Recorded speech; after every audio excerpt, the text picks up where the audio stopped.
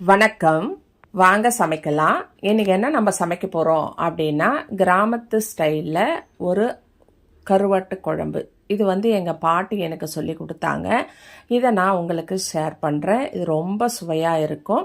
இது எப்படி செய்யணும் அப்படின்னா, ஒரு பாத்திரம் எடுத்துக்கோங்க. அதாவது ஒரு வாணலி எடுத்து வச்சுட்டு அதில் நல்லெண்ணெய் ஒரு 50 கிராம் விடுங்க.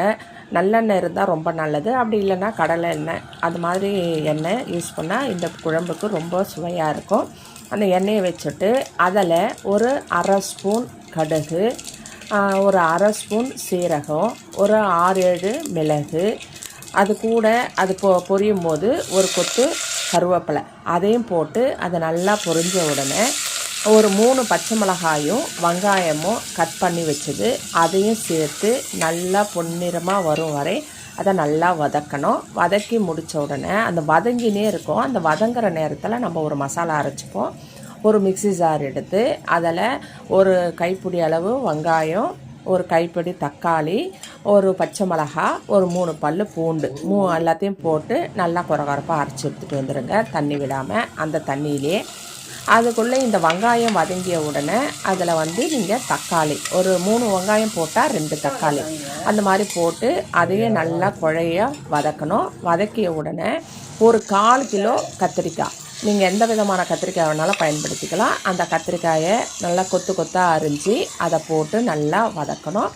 அது கூட ஒரு 2 மாங்காய் துண்டு அதையும் போட்டு வதக்கி, 1 கப்பு உருளைக்கிழங்கு அதையும் போட்டு வதக்கி, 1 கப்பு முருங்கைக்காய் அதையும் போட்டு நல்லா வதக்கி, இது நல்லா எல்லாமே அதிலே நல்லா எண்ணெயிலே வேகிற மாதிரி நல்லா வேக வச்சிடணும். வேக வச்சுட்டு ஒரு எலுமிச்சம்பழம் சைஸு, ஒரு பெரிய எலுமிச்சம்பழம் சைஸு புளியை நான் பழம்புளி யூஸ் பண்ணியிருக்கேன். குழம்பு ரொம்ப டேஸ்ட்டாக இருக்கும். அதுக்காக நீங்கள் புது புளியும் போடலாம். அந்த மாதிரி ஒரு எலுமிச்சம் சைஸ் புளியை நல்லா கரைச்சி வடிகட்டி எடுத்துட்டு அதெல்லாம் நம்ம அரைச்ச வெங்காய பேஸ்ட்டை போட்டு, அது கூட தேவையான அளவு உப்பு, ஒரு 3 ஸ்பூன் மிளகாய் பொடி, ஒரு அரை ஸ்பூன் மஞ்சள் பொடி எல்லாத்தையும் போட்டு நல்லா கையாலே நல்லா கரைச்சி விடுங்க. அந்த மாதிரி நல்லா அதில் கட்டி இல்லாமல் நல்லா கரைச்சி அந்த இது குழம்பு கலவையை எடுத்து, நம்ம ஏற்கனவே வெங்காயம் தக்காளி எல்லாம் வதங்கி இருக்கு இல்லையா, அதில் இந்த குழம்பு கரைசலை விடுங்க, மிளகாய் கரைசலை. இதை விட்டு நல்லா கிண்டி கொடுங்க. தேவையான அளவு தண்ணியெலாம் விட்டு பக்குவமாக இது நல்லா இருக்கா அப்படின்னு இந்த நேரத்தில் நீங்கள் உப்பு காரம் எல்லாத்தையும் செக் பண்ணிவிட்டு அதை நல்லா கொதிக்க விடுங்க. கொதிக்கும் பொழுது நீங்கள் ஒரு அரை ஸ்பூன் வெல்லம் போடணும். வெல்லமும் போட்டு அதுவும் நல்லா கொதித்து வரும் பொழுது நீங்கள் கழுவி வச்சிருக்கிற கருவாடு, அது நல்லா எண்ணெய் பிரிஞ்சு வரும்பொழுது, குழம்பெல்லாம் ரெடியாகி கொஞ்சம் ஓரளவுக்கு எண்ணெய் பிரிஞ்சு வரும்பொழுது நீங்கள் கருவாடை போடுங்க. கருவாடும் போட்டு அதுவும் ஒரு 5 நிமிஷம் கொதிக்கணும். 5 நிமிஷம் கொதித்து முடித்த உடனே இது இன்னும் சுவையாக இருக்கிறதுக்கு நீங்கள் முட்டை வெள்ளை முட்டை நல்லா வெடித்து அதை நல்லா நீங்கள் ஓடெல்லாம் எடுத்துட்டு அந்த முட்டையும் இந்த கருவாட்டு குழம்புல சேர்த்துக்குங்க. இது ஊற ஊற அந்த முட்டை ரொம்ப டேஸ்ட்டாக இருக்கும்.